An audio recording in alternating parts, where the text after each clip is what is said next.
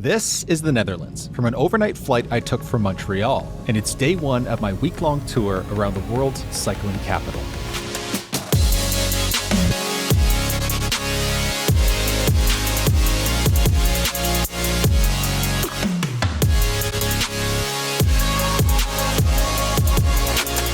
This is not my typical style of video, but the idea was to ride a loop of over 250 kilometers, starting in Amsterdam and ending in Amsterdam with many stops along the way.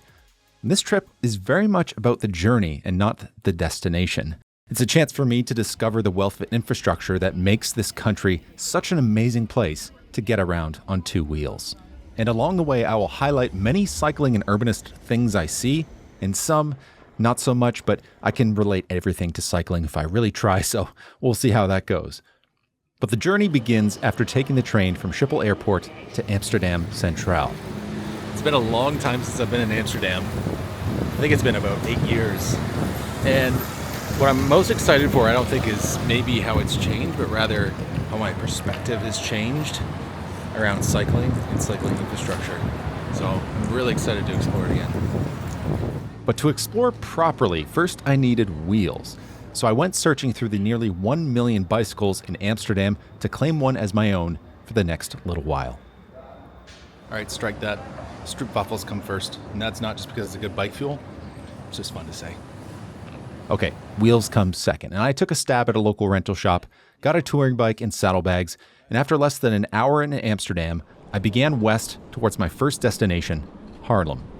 As I started, the smell of fries in the air, the sound of people going about their day, and the sight of the canals brought back memories that left me reeling, reminding me of nights sat along the edge of these canals in the company of good friends and a makeshift grocery store charcuterie board. But what prevailed was an overwhelming feeling of excitement for what was ahead of me, because for the next week, I would get to roll around in a little piece of cycling heaven. And a quick reminder for what the Dutch have didn't happen through some sort of cultural evolution that is unique to them. They fought for this. These streets used to look quite different than they do today. So I've only ever been to Amsterdam before, so this is a new experience for me. I'm heading towards Haarlem, and I'm starting to see the more, I wouldn't say rural, but definitely suburban type of infrastructure. And this is the kind of stuff I love. It's quiet. It's on these back routes. It's nowhere near cars. And it's just lovely, except for, the motorbikes that come by once in a while. But this is perfect. I love this.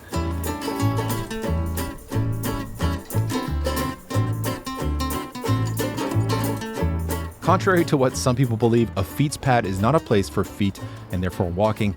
It is a bike path, as the Dutch word for bicycle is fiets. Typically, you will see signs like these, or more easily identified by the red asphalt or bricks. See that? Do you see that? A little flash of white, maybe? Something over there. It's a highway. That's a highway. Look at how close we are to this highway. Listen.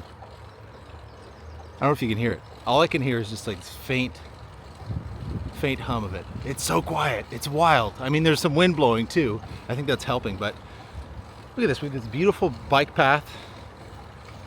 Almost all to myself. I've seen a few people on this one. But this is just basically like a highway for bicycles to get you from city to city. This is incredible. We need more of this everywhere. I'll talk more about these on day 2, but along this route I came across wayfinding and things you'd expect to see on the outskirts of many cities, like car repair shops, an outlet mall, and mammal riders. First ones I've seen. First ones. And one thing you may have noticed are the giveaway markings. These are all over the place, and for those who have never seen them may be confused, but they are actually quite simple.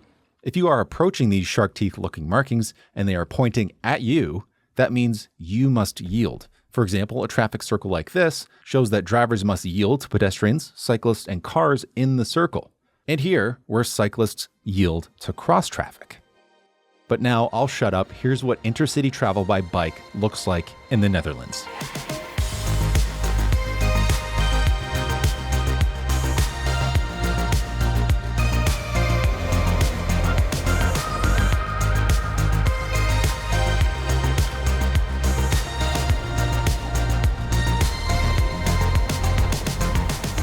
So I'm about to reach Haarlem, and it's really hit me just how nice it is out here. It's just a breath of fresh air. You know, Amsterdam is Amsterdam. It's busy, it's crazy. There's lots of things going on when you're riding down the streets. Some of the streets are better than others. But out here, it's just like, it's really nice. It's really nice. It was really nice, even by this IKEA. But I arrived in Haarlem after about an hour's ride. It's a city with a population of about 160,000, which is dwarfed by many North American cities, yet none of them could touch this kind of city center. Much like many European towns and cities, it's a place for people. People having a meal, a drink, or just out for a stroll. It's places like these that really make you wonder what the hell we're doing with our cities in North America. I can't imagine anybody not wanting to spend time in places like this. After arriving at my accommodations and failing at the basketball pillows in my room, I continued west to the seaside municipality and town of Zandvoort, meaning Sandford. It's known for its resorts along its long sandy beach and a nudist bathing section, but the reason I wanted to visit is that it is home to the Netherlands' most famous motor racing circuit, the aptly named Circuit Zandvoort. And to get there, I would have to travel along some lovely country roads and through a surprisingly hilly national park.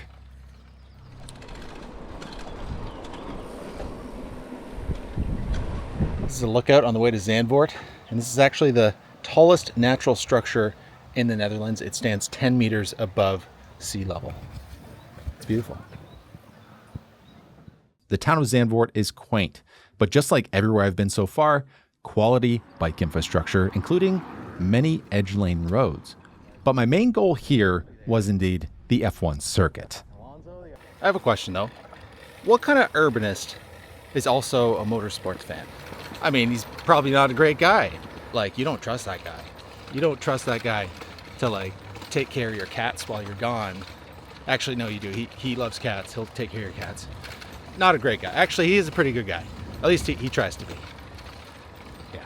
Crappy jokes aside, this is obviously the F1 circuit with the most fans arriving by bicycle. It's a 30-minute ride from Haarlem, or about an hour and a half from Amsterdam. And of the 100,000 people that attend race day, a whopping 45,000 of those take bicycles. But perhaps even more impressive than that is that of those 100,000 people, 98% use sustainable transportation. That is incredible.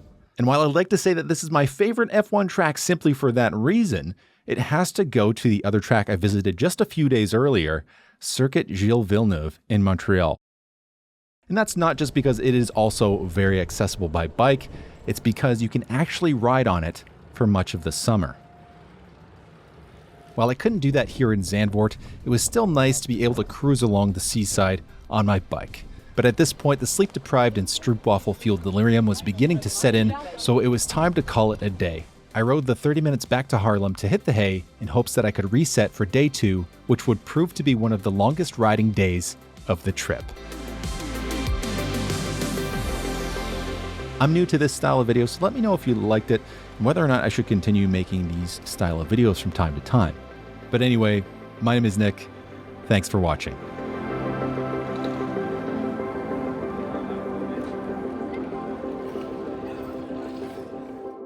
Holy shit, look at the wind. Those flags flopping. No fucking way the drone's going in the air. Jesus Christ.